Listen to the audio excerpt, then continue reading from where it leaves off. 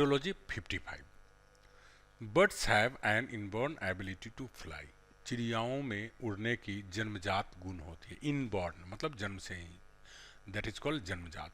चिड़ियाओं में उड़ने की जन्मजात गुण होती है।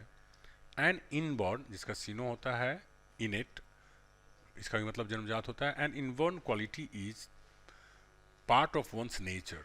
अगर किसी व्यक्ति में कोई इनबॉर्न क्वालिटी है तो वह उसके नेचर का हिस्सा है, उसके स्वभाव का हिस्सा है, उसका गुण है, मतलब वो जन्म से ही वैसा है।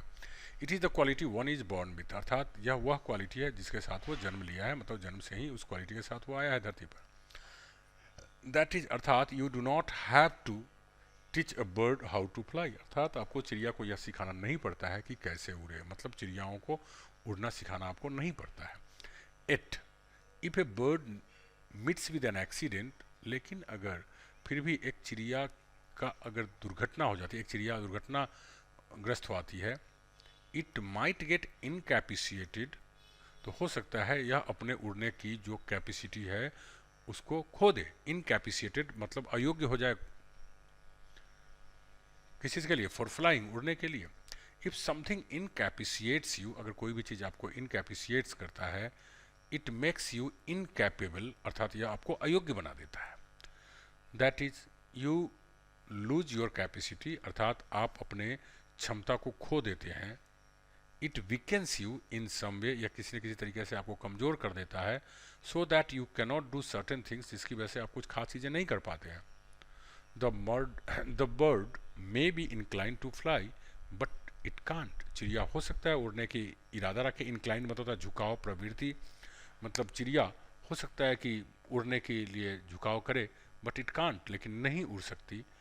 टू इंक्लाइन मीन्स टू लीन, देखो लीन मतलब होता है झुकना, और यहाँ इंक्लाइंड मतलब ही झुकना, झुकाव होना।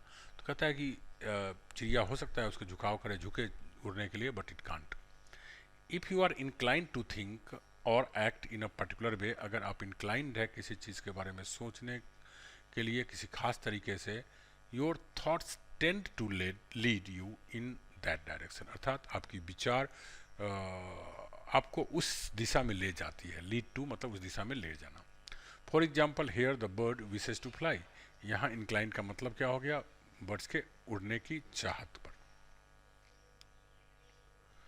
There was incriminating evidence against him, incriminate मतलब होता है ऐसा कोई चीज़ जो किसी व्यक्ति को दोषी ठहराए।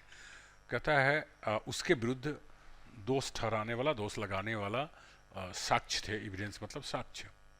दैट इज अर्थात the evidence suggested that he was responsible for the crime, यह साक्ष्य बताता है कि वह इस अपराध के लिए जिम्मेदार था। That which indiscriminates you suggest that you are a criminal, यह बात वो दर्शाता है, इनक्रिमिनेट्स करता है, दर्शाता है, उजागर करता है कि तुम एक अपराधी हो। All of us wish to be away from an incriminating evidence, हम में से सब लोग दोष लगाने वाले साक्ष्य से दूर रहना पसंद करते हैं।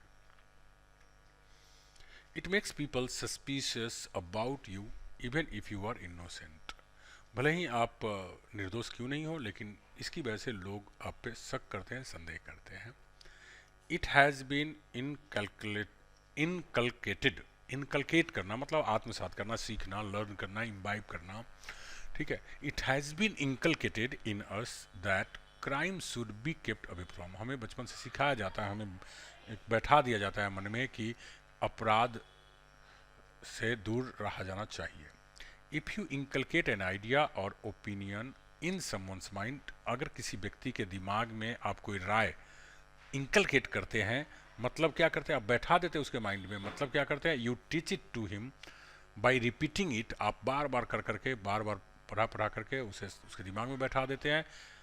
Until it is fixed in his mind, जब तक कि उसके माइंड में बैठ नहीं जाता तब तक आप उसको रिपीट करते रहते हैं, तो यह होता है inculcate. Narasimha Rao was incumbent prime minister when India went to polls in 1996. Incumbent का मतलब होता है पदासीन, पद पर आसीन, सत्ता में।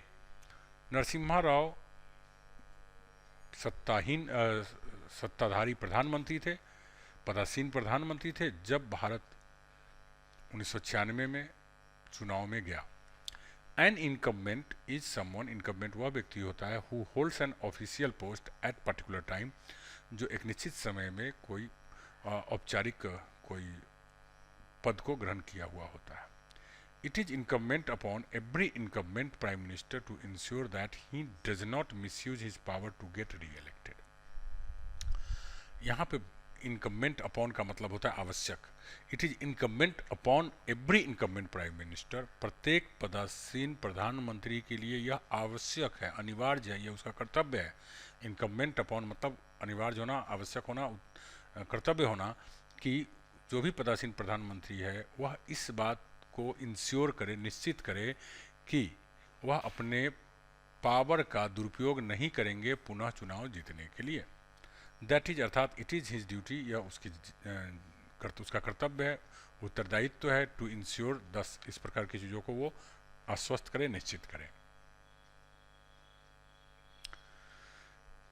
If an official fails to deliver the goods he incurs the wrath of the masses. अगर कोई ऑफिशियल्स देखो यहाँ पे टू डिलीवर गुड्स है, मतलब सामान को भेजने में असफल हो जाए, मतलब कि जो प्रोमिस किया था उसको पूरा करने में वो असफल हो जाता है। He incurs the wrath of masses, मतलब वो जन समूह के गुस्से का शिकार होना पड़ता है, मतलब उसके ऊपर उसको झेलना पड़ता है, इनकर करना पड़ता है, उसको अपने ऊपर लेना पड़ता है।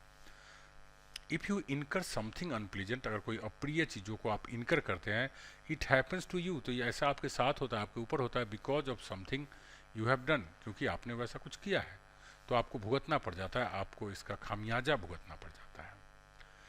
इन डीड, वास्तव में, the power of the masses is often under estimated, अक्सर क्या होता है कि जन समूह की जो ताकत है उसको कम आंका जाता है। अंडर एस्टिमेटेड मतलब कम आंकना। A politician cannot continue in power if he becomes indifferent to the needs of his people.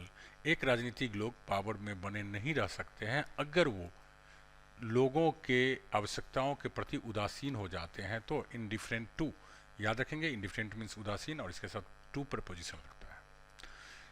If I am indifferent to something, अगर मैं किसी चीज़ के प्रति indifferent हूँ, you accuse me of having a complete lack of interest in it, इसका मतलब ये हुआ कि आप मुझ पर आरोप लगा रहे हैं कि मैं इस चीज़ में इंटरेस्ट नहीं ले रहा हूँ।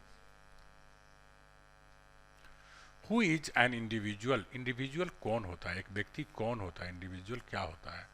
One who can not be further divided, individual का मतलब होता है कि जिसको हम और आगे बांट नहीं सकते। An individual is a single person और थिंग, इंडिविजुअल एक व्यक्ति या वस्तु होता है, considered separately from the class और ग्रुप टू विच ही सी और इट बिलोंग्स, मतलब वह किसी खास ग्रुप या समूह से अलग उसकी अपनी आइडेंटिटी होती है, उसे अलग माना जाता है। तो उस चीज़ को हम, चाहे वो व्यक्ति हो, लड़का हो, लड़की हो या कोई वस्तु हो, तो उसको हम क्या कहते हैं, इंडिविजुअल। मेनी इंडस्ट्रियस, इंडस्ट्रियस मतलब मेहनती, हार्ड वर्किंग, डिलीजेंट, तीनों का मतलब होता है मेहनती, काम करते हुए नहीं थकने वाला व्यक्ति, ठीक है। Batsman, many industrious batsman are criticise, बहुत सारे मेहनती बैट्समैन को की आलोचना की जाती है, because they pay more attention to their individual score than to the team score. बहुत सारे ऐसे मेहनती बैट्समैन होते हैं जिनकी आलोचना इस बात पे की जाती है कि वे अपने व्यक्तिगत स्कोर पे ज़्यादा ध्यान देते हैं बजाय कि टीम के स्कोर पे। The relationship between the individual and the society is complicated and inexplicable. कहते हैं एक व्यक्ति का समाज, एक व्यक्ति एवं समाज के बीच का जो संबंध है ये बहुत ही पेचीदा है। कॉम्प्लिकेटेड मीन्स पेचीदा है, ऑन इनएक्सप्लिकेबल मतलब जिसका वर्णन करना मुश्किल हो, जिसको समझना मुश्किल हो। That is it is so strange, अर्थात यह इतना अजीब है, that it can not be explained और अंडरस्टूड, अर्थात इसे विस्तार से नहीं बताया जा सकता है और ना ही समझा जा सकता है। A desire for individual gains often leads to infighting in a team. कहता है a desire for individual gains, व्यक्तिगत फायदे की इच्छा अक्सर एक टीम के अंदर इन फाइटिंग मतलब आंतरिक कलह, अंदर की झगड़ा का कारण बनता है। इन फाइटिंग क्या होता है, in fighting is rivalry. In fighting का मतलब होता है प्रतिद्वंदिता और quarrelling between members of the same group और ऑर्गेनाइजेशन। एक ही ग्रुप या एक ही संगठन के अंदर के जो लोगों के बीच जो झगड़ा होती है, आंतरिक कलह जिसको कहते हैं, that is called infighting. We are in the IT age. हम लोग IT एज में है। IT का मतलब क्या होता है? इंफॉर्मेशन टेक्नोलॉजी, सूचना प्रौद्योगिकी। हम लोग सूचना प्रौद्योगिकी के ज़माने में है। So let us learn a few information words. इसलिए चलिए हम लोग सीखते हैं इंफॉर्मेशन से संबंधित कुछ शब्दों को। What is information retrieval? Information retrieval क्या होता है? रिट्राइवल का मतलब होता है पुनः प्राप्त करना। तो ये क्या होता है? To retrieve means to find and bring back. To retrieve का मतलब होता है कि उसको खोजना और वापस ले आना। टू रीगेन पुनः प्राप्त कर लेना। That which can not be brought back is irretrievable. Irretrievable, ऐसा चीज़ जिसको पुनः प्राप्त नहीं किया जा सकता है। मतलब मान लो कि कोई हार्ड डिस्क में आप कुछ चीज़ डाल दिए और इस तरह से फॉर्मेट हो गया कि उसको दोबारा नहीं लाया जा सकता है, तो वो क्या बन गया? इरिट्राइवेबल।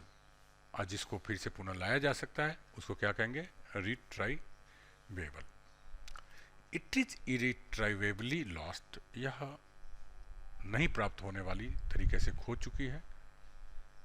Information retrieval is the finding of stored information when it is needed specially from a computer. Information retrieval जो होता है, स्टोर किए गए सूचना में से प्राप्त करना होता है जब भी आपकी आवश्यकता होती है, खास करके कंप्यूटर में से।